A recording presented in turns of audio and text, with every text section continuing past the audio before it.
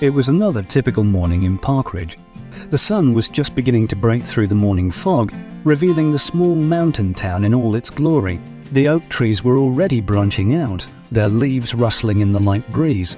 The mountain range to the east acted as a majestic backdrop to the otherwise sleepy village. The streets were still quiet at this time, with just a few people out and about, going about their usual routines. Jacob had been out for his morning jog for nearly an hour and was making his way back down the main street towards his house. He'd gotten a good start to the day and felt like he might be able to play a game of golf with his buddies later that afternoon. As he approached the town square, he noticed a few of the local kids already up and about, playing on the old rusted playground pieces. One group in particular, a handful of young girls, had filled the swing set and were chasing each other around while their laughter filled the air. It was such a joyful sight, and Jacob couldn't help but smile, a feeling of nostalgia coming over him as he remembered playing tag in a similar spot himself when he was a boy. As he walked past the park, he took a moment to talk to one of the girls, Lauren. She was the oldest of the group and seemed quite fond of the horseshoe, tacked to the old wooden picnic table. Jacob learned that she had been coming to the park nearly every morning for the past several weeks. It was her way of starting the day off with a little adventure. It was her little slice of life in Parkridge, and it was something she fondly looked forward to each day. Jacob said his goodbyes and continued home, feeling a sense of satisfaction from his brief detour.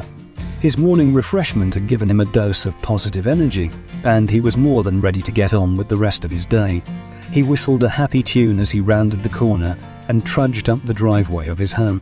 A few moments later, he was in the front hall, taking off his shoes and preparing to start his day. He still had some errands to run, and there was no telling how long the morning would take him. He was pausing near the kitchen table when the phone suddenly rang, jarring him out of his thoughts. It was Lauren, the girl from the park. She was calling to thank him for the conversation earlier that morning. She was so happy that someone had taken the time to listen, and she said it made her feel special.